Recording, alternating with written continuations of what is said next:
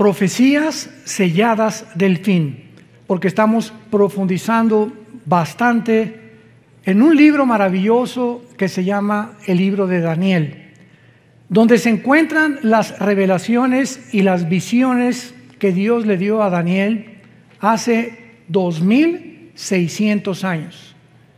Y encontramos aquí las profecías de todos los imperios que iban a surgir en el futuro, que es donde nos encontramos ya ahorita.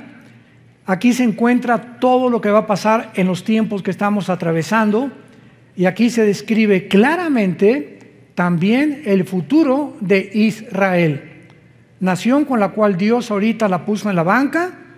Ahorita la iglesia se ha levantado, dice Romanos 11, hemos sido injertados en el olivo natural que es Israel. Nosotros somos el olivo silvestre, y ahorita ya no hay judíos, ya no hay palestinos, ya no hay musulmanes, ya no hay mexicanos, ya no hay españoles. Ahora todos aquellos que abracen la cruz y acepten a Jesucristo como su Salvador son y forman parte de la familia de Dios. Entonces, de verdad, somos una familia internacional. Y las personas que se reúnen en los edificios, que muchos le llaman el templo de Dios de una forma equivocada. Vamos al templo de Dios el domingo, por el amor de Dios, lee la Biblia. Dios ya no habita en templos humanos. Ya los edificios no son la iglesia somos nosotros. Donde 2 o 3 nos reunamos, ahí está la iglesia de Jesucristo. En esta serie he tratado de demostrar en estas pasadas 2 conferencias de que todas las profecías del Antiguo Testamento, principalmente en Daniel, repito, porque en Daniel encontramos continuamente al ángel diciéndole a Daniel: Daniel, esta visión es para el tiempo del fin, esta profecía es para los últimos tiempos. Y cuando oímos que diga los últimos tiempos o los tiempos del fin, no se refiere a los últimos tiempos de nosotros. Esto es muy importante. Una cosa son los últimos tiempos de Israel y otra cosa son los últimos tiempos de la iglesia. Cuando encontramos en el Antiguo Testamento, en los postreros días, en los tiempos finales, en los últimos tiempos, séllalo hasta el tiempo del fin, se refiere al tiempo de la gran tribulación.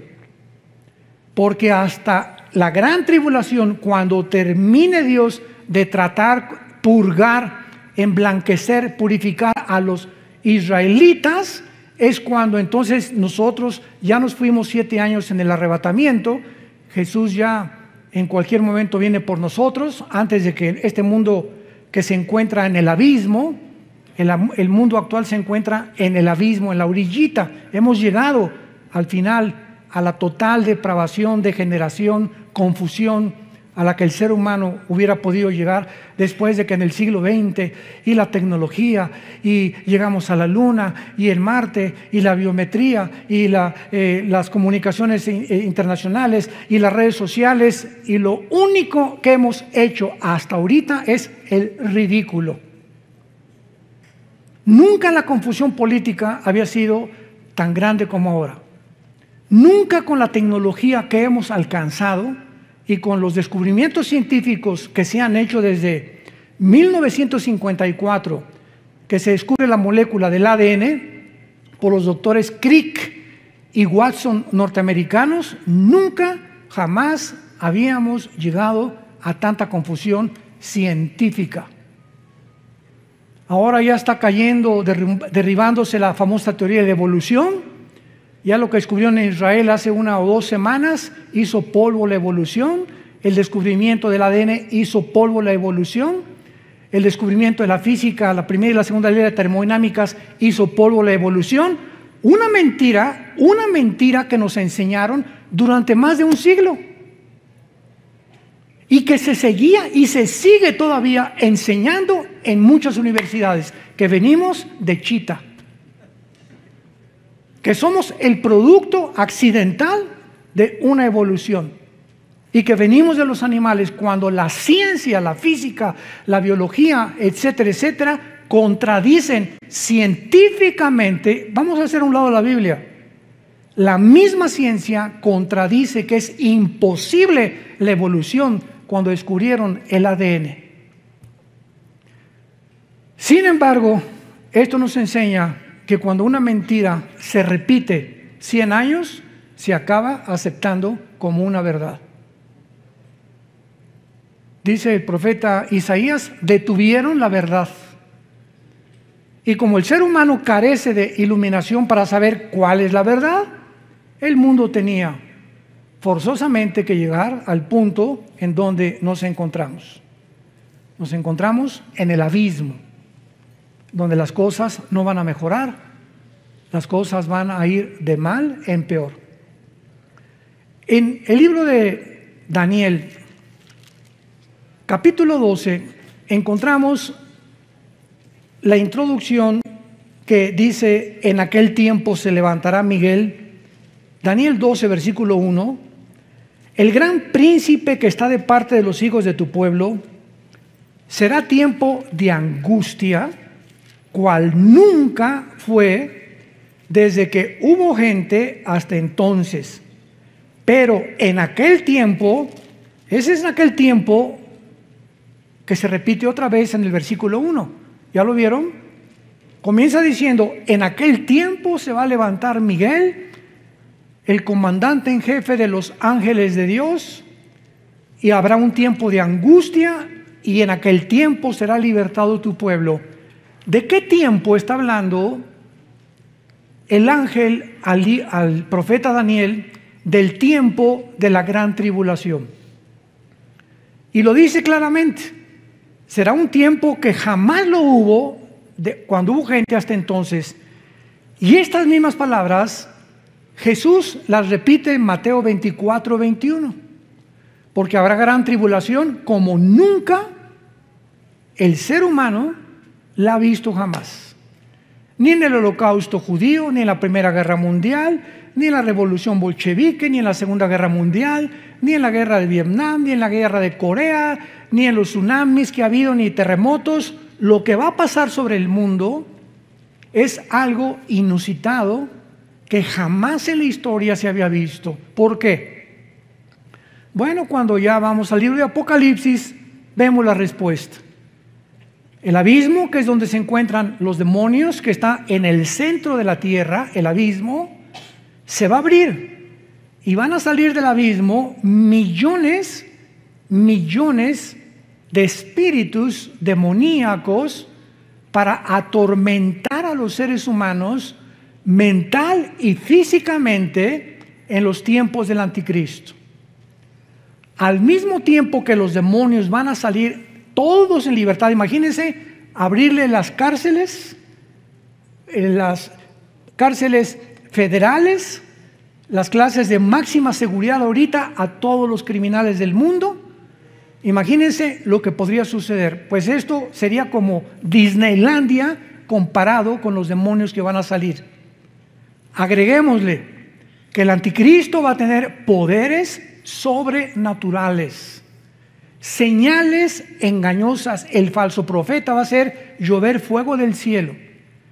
Y en ese tiempo los habitantes de este mundo van a creer realmente que son extraterrestres.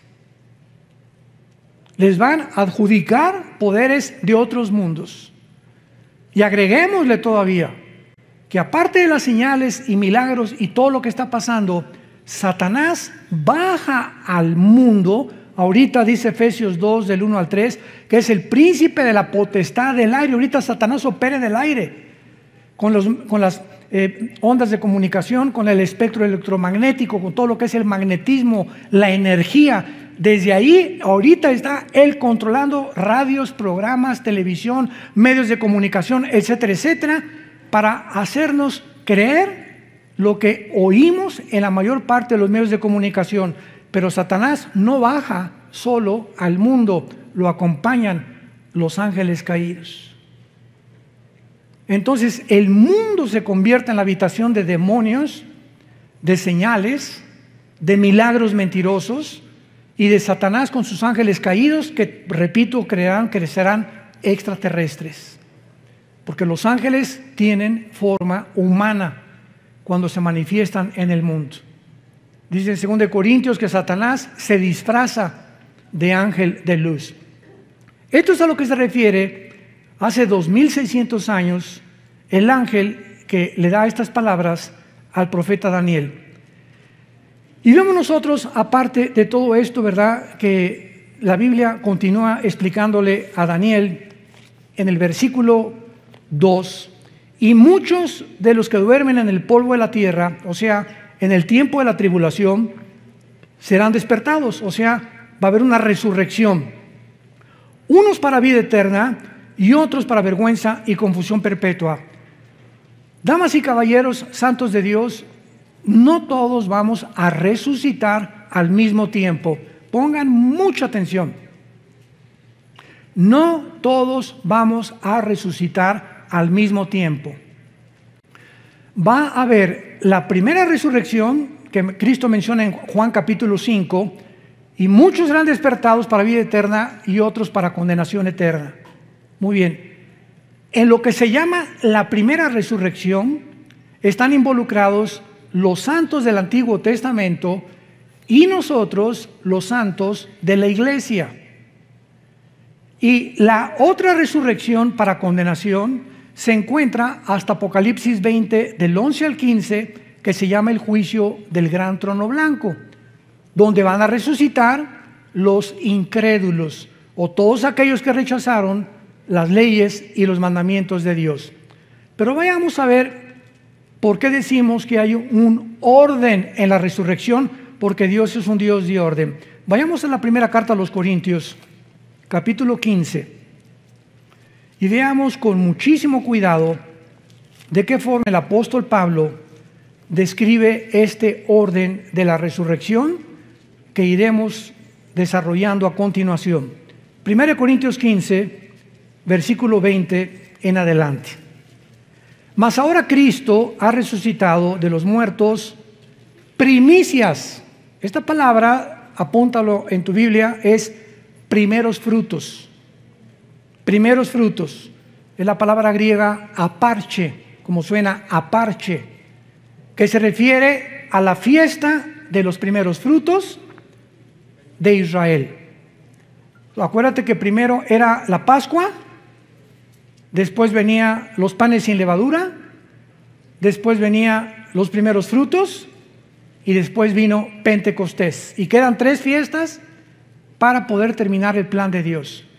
Entonces, cuando el apóstol Pablo dice que Cristo es el que cumplió la fiesta de los primeros frutos, porque Jesucristo es el primero en toda la historia del ser humano que resucitó sin volver a morir.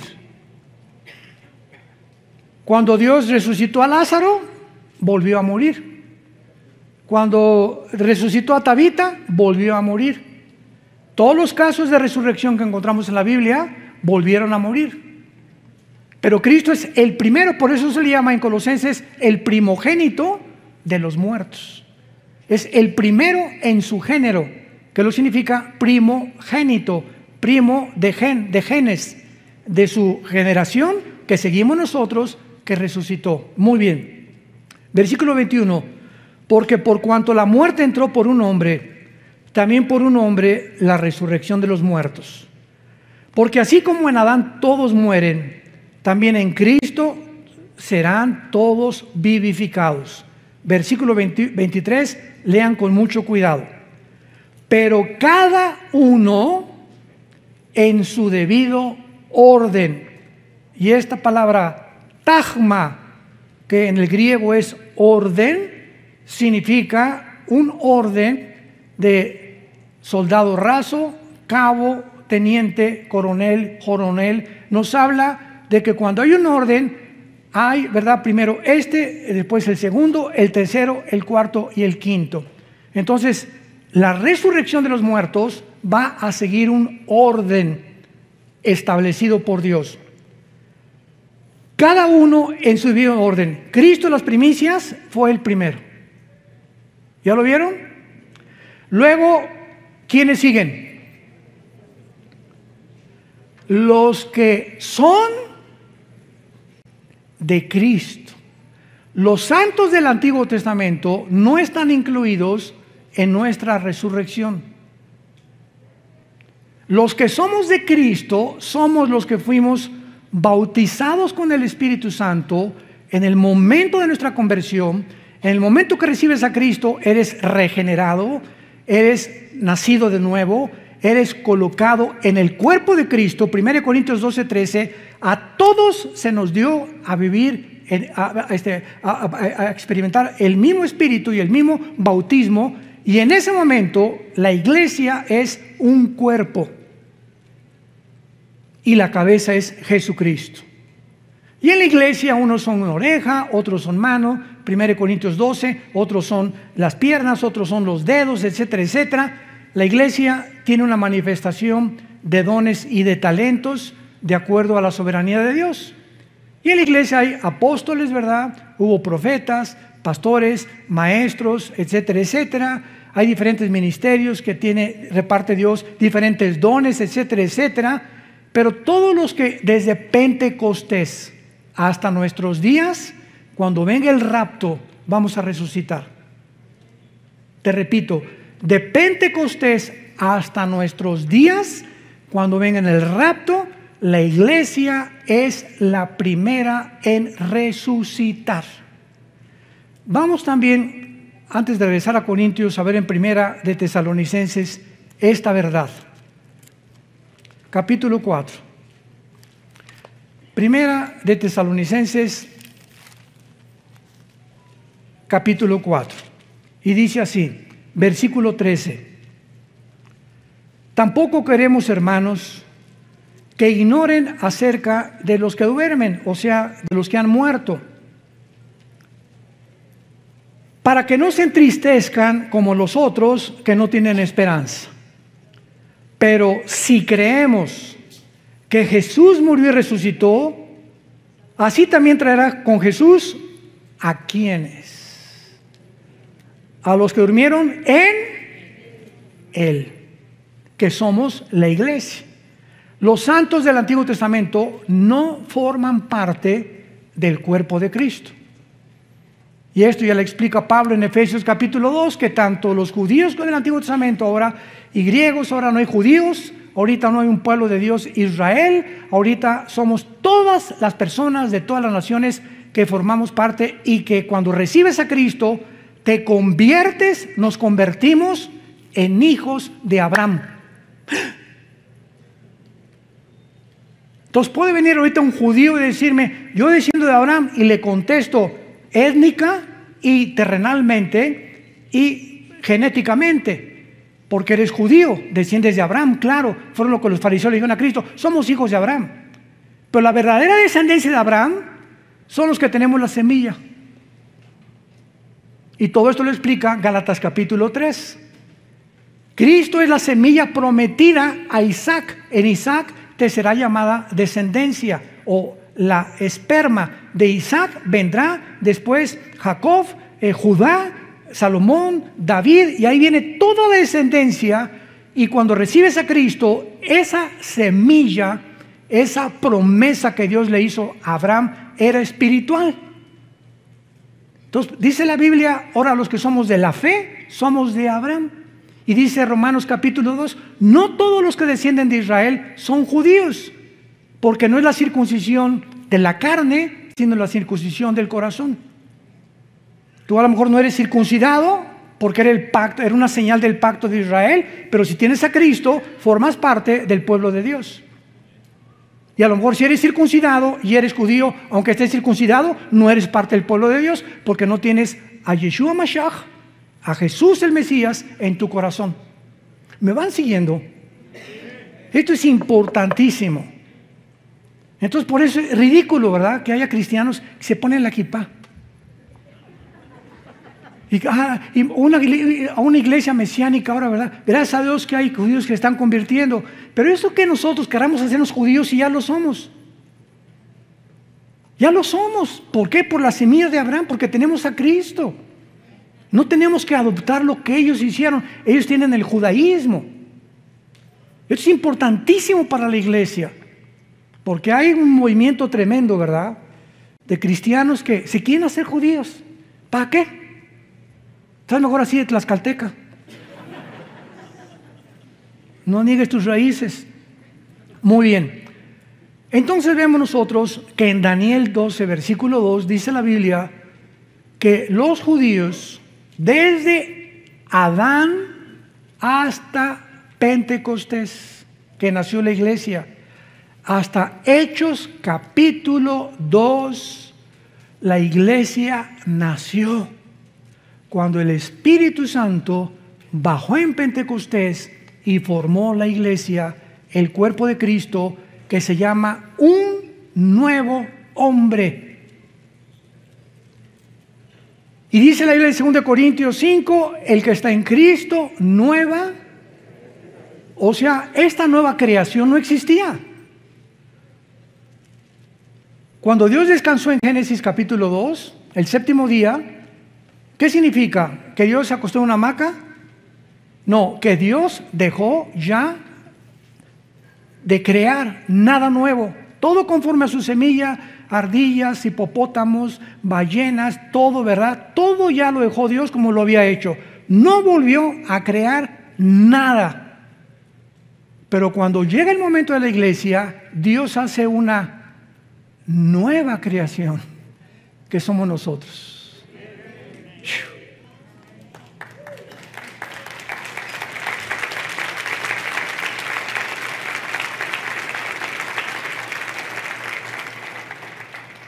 Y este hermano, ¿por qué no guarda el sábado? ¿De qué estás hablando? ¿Por qué no guardan el sábado? ¿De veras? ¿Tú nada más guardas el sábado? Yo el sábado, domingo, lunes, martes, miércoles, jueves, viernes. Yo guardo 7 días a la semana. Porque el sábado fue dado a Israel. Ahora en la iglesia se nos da el primer día, que es el domingo. El primer día de la semana Cristo resucitó. El primer día de la semana vino el Espíritu Santo. Y los apóstoles comenzaron a reunirse ya no el sábado, sino el domingo, para que viéramos la diferencia de las dos entidades. Una es Israel, otra es la iglesia. No las confundamos. Ahora, Israel era la esposa de Dios y se divorció. Dios está divorciado ahorita de Israel. Nosotros somos la novia de su hijo. 2 Corintios 11, del 1 al 3. Desposados como una virgen pura. Alguien me preguntó, ¿qué acaso tiene Dios 2 esposas? Le dije, por favor, entiende la Biblia. Dios ha hecho a un lado a Israel y va a regresar. Romanos 9, 10 y 11, va a regresar en la tribulación a purificarlos, purgarlos, y los que crean en la tribulación en Jesús pasarán al milenio junto con la iglesia nosotros. Pero ahorita Dios está divorciado. ¿Dónde dice eso? Vayamos al libro de Isaías.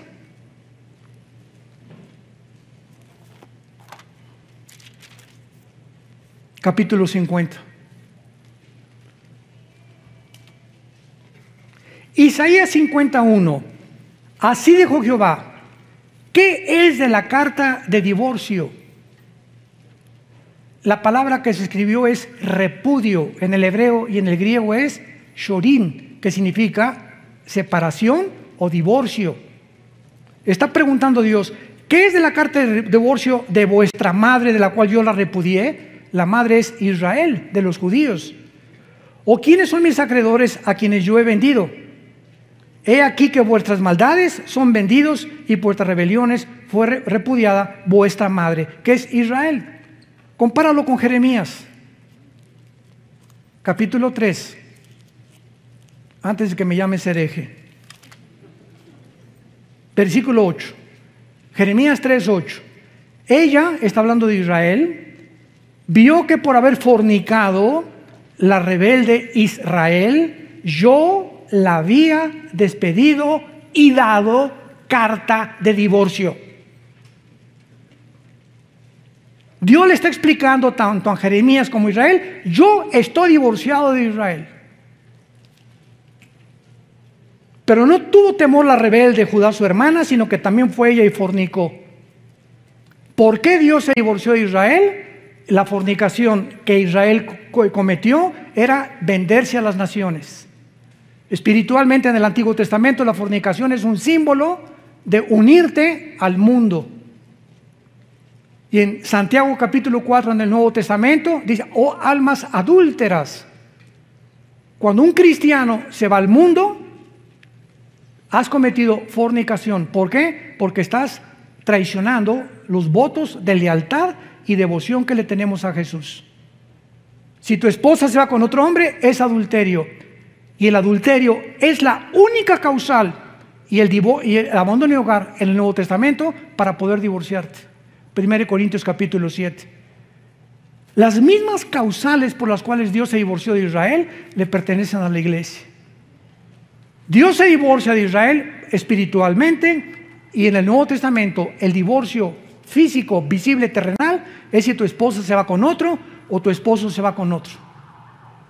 Es la única causal, no hay otra causal más que el divorcio y el abandono de hogar. Que te diga tu esposo adiós, dile adiós gavilán pollero. Bye bye, que Dios te bendiga. Y quién sabe si lo bendiga, ¿verdad? Bueno, entonces esto es importante, ¿verdad? El Dios del Antiguo Testamento está divorciado, y ahora nosotros, la iglesia, que somos un nuevo cuerpo, somos una novia de su Hijo Jesucristo.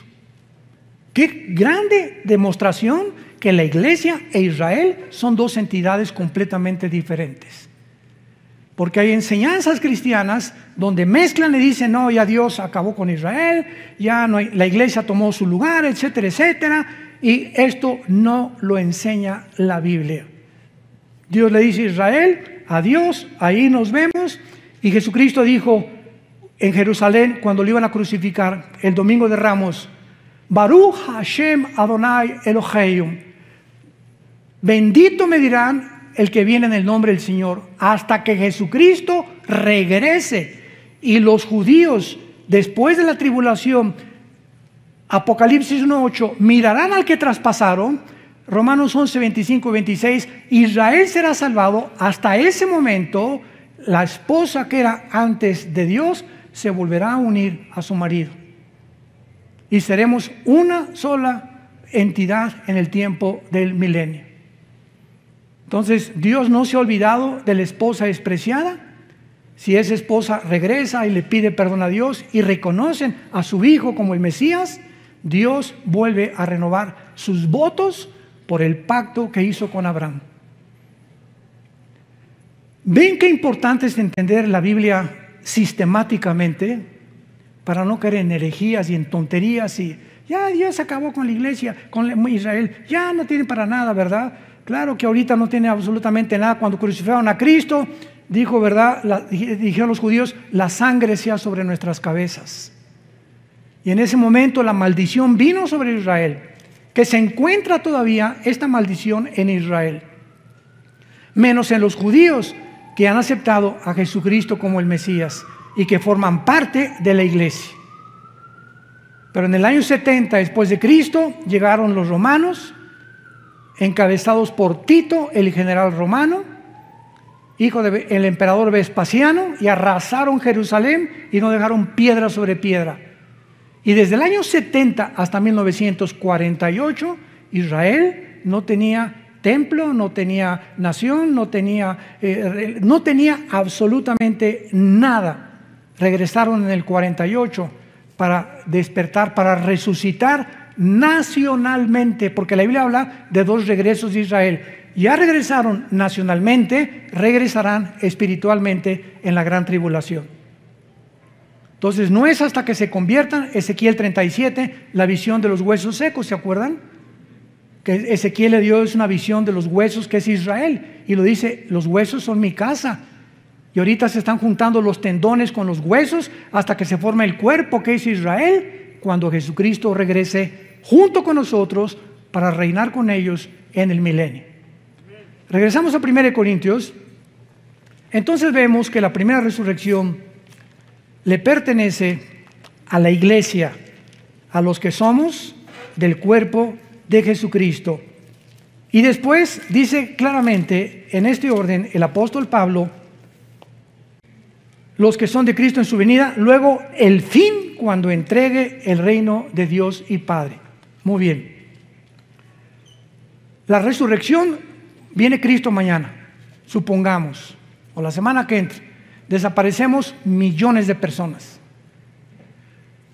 Yo pienso sinceramente que somos la generación que no va a gustar la muerte, que somos la generación que no vamos a saber lo que es morir. De repente las noticias se congestionarán, los medios de comunicación, aviones que van a caer porque el piloto desaparecieron, accidentes de tránsito. Todos los niños menores de edad desaparecerán del planeta, siendo ya de padres incrédulos o no padres incrédulos. Los niños son de Dios. Dejen que los niños se acerquen a mí. No dijo Jesús, nada más los cristianos o nada más los judíos, no, que se acerquen todos los niños. Son míos los niños, pertenecen de una forma misteriosa y espiritual a Jesucristo. Y entonces van a pasar 7 años de tribulación, y cuando termine la tribulación resucitan todos los santos desde Adán hasta la cruz. Y después en el milenio va a haber otra resurrección, porque cuando Cristo venga, hagan de cuenta que entramos ya al milenio, resucitados nosotros con cuerpos resucitados, bajamos del cielo con Cristo con cuerpos glorificados ya. Pero cuando venga Cristo, dice Zacarías capítulo 13 versículo 8, que una tercera parte va a sobrevivir la tercera guerra mundial. Una tercera parte sobrevivirá la guerra del Armagedón. Y esta tercera parte que sobreviva, va a haber, Mateo 25, un juicio de los cabritos y de las ovejas. Y Dios va a juzgar a los cabritos y a las ovejas. Las ovejas son las que siguieron a Jesús en la tribulación, los cabritos, los que le rechazaron, serán condenados, y los sobrevivientes cristianos de la tribulación van a pasar al milenio.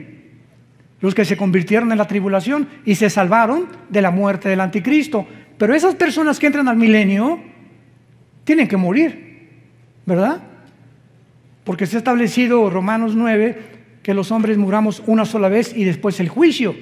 Entonces, ¿cómo van a entrar a la eternidad estas personas que pasaron de la tribulación vivos al milenio si no han resucitado? Entonces, la mayor parte de estos que van a entrar se van a rebelar contra Cristo, Apocalipsis 20 del 10 en adelante, y Satanás será sacado del abismo y encabezarán la última guerra, Gog y Magog, que es diferente de la Ezequiel 38-39, para pelear contra Cristo. Y los que se hayan convertido en milenio resucitarán para entrar a la nueva Jerusalén.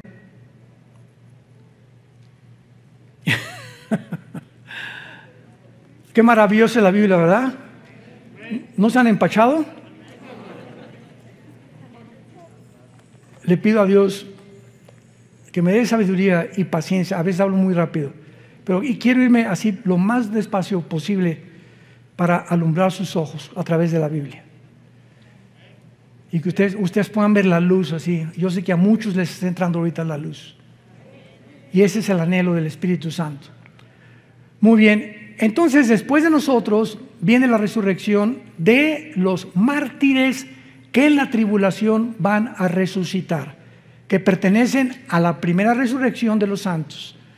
Vamos a ver, la primera resurrección es el rapto, los santos del Antiguo Testamento y los que mueran como mártires en la tribulación. Vayamos a Apocalipsis 7 y veamos los millones de personas que en la tribulación se van a convertir, y el apóstol Juan los ve en el cielo resucitados. Apocalipsis 7, versículo 9. Escribe el apóstol Juan: después de esto miré, y he aquí una gran multitud, la cual nadie podía contar, de todas naciones y tribus y pueblos y lenguas, que estaban delante del trono en la presencia del Cordero, vestidos con ropas blancas y con palmas en las manos. Las ropas blancas nos hablan de que ya estaban resucitados.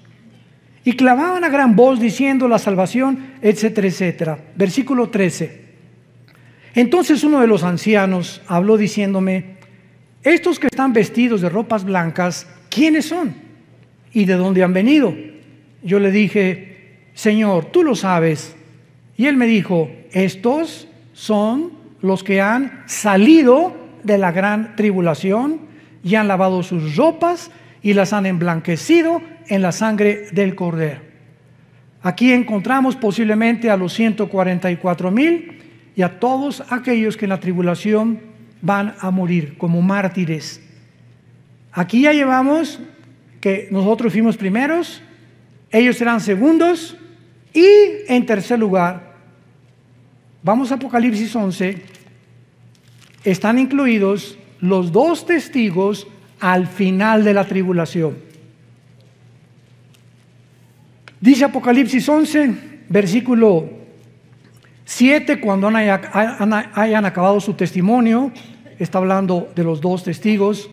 La bestia que sube del abismo hará guerra contra ellos y los vencerá y los matará, y sus cadáveres estarán en la plaza de la grande ciudad, que en sentido espiritual se llama Sodoma y Egipto, donde nuestro Señor fue crucificado. De una forma inequívoca es Jerusalén, donde los 2 testigos serán asesinados por el anticristo. Y vean ustedes las palabras con las que el Espíritu Santo califica a Israel.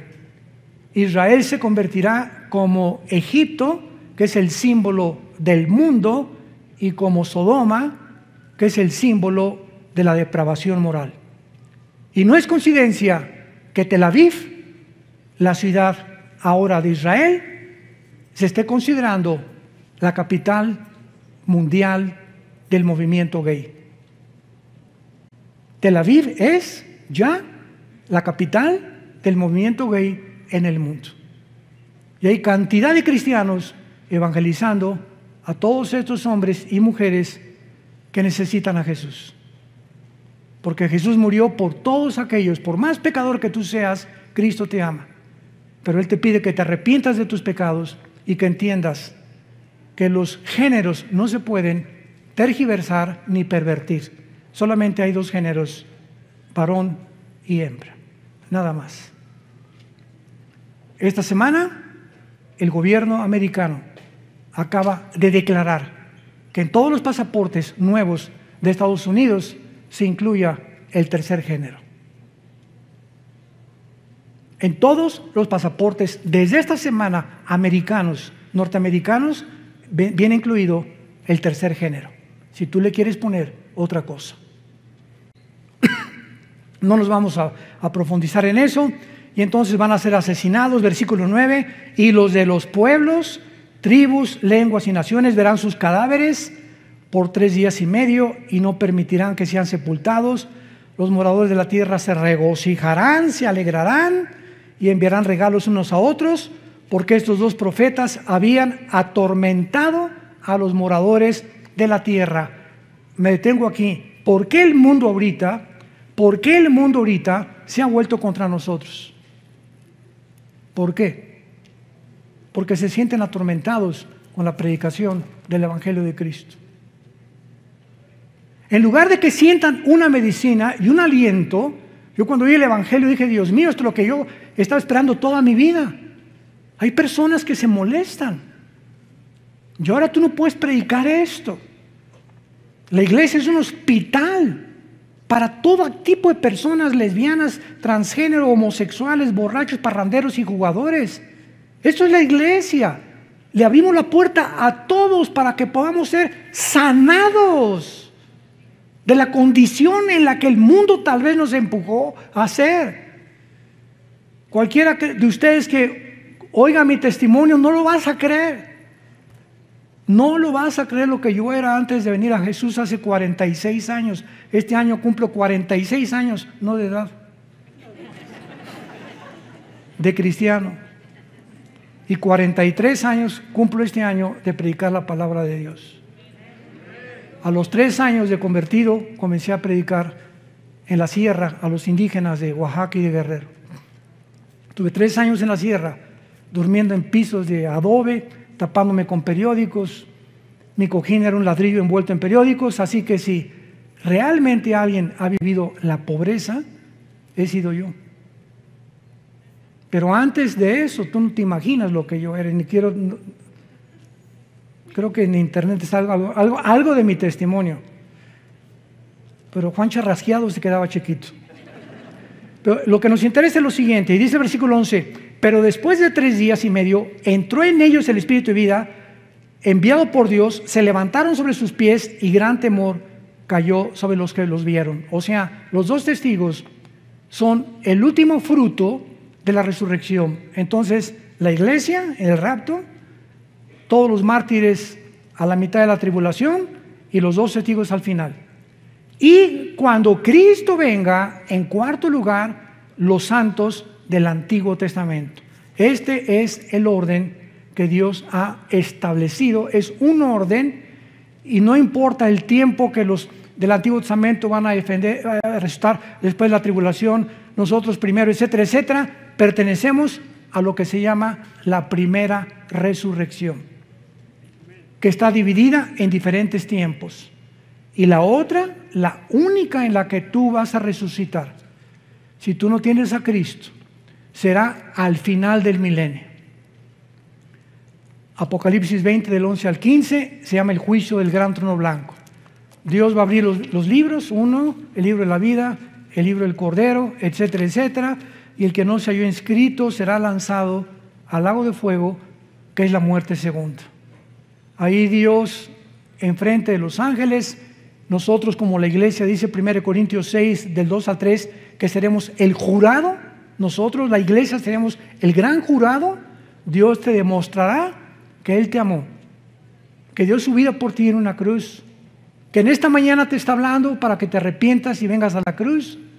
Y si tú continúas rechazando eso, Dios no te puede forzar. Te puedes burlar ahorita, mascar tu chicle, decir no lo creo, puedes hacer lo que quieras, pero estas palabras son fieles y verdaderas, porque son la palabra de Dios. Y Dios te da la oportunidad en este momento que vengas a la cruz, que le entregues tu vida, que te arrepientas de tus pecados y que conozcas lo que es verdaderamente ser libre, espiritual, mental y físicamente. Oremos. Gracias, Señor, por tu palabra en esta mañana. Gracias, Señor, por habernos dejado el camino, porque tu palabra dice, no hay en ellas nada perverso, en ellas, todas ellas son rectas al que entiende y razonables a los que han alcanzado la sabiduría. La ley de Jehová, los mandamientos que Dios nos da, son perfectos, porque convierten el alma. El testimonio de Jehová es fiel, hace sabio al sencillo. El temor de Jehová permanece para siempre. Todo lo que Dios nos dice es deseable, más que el oro y más que el oro afinado, y dulce más que la miel que destila el panal. Te damos gracias, Señor Jesús, por haber dado tu vida en esa cruz, por haberte levantado de los muertos para decirnos que nosotros seguimos detrás de ti. Animarnos que esta vida es temporal, seremos librados de la corrupción de esclavitud a la libertad gloriosa de los hijos de Dios.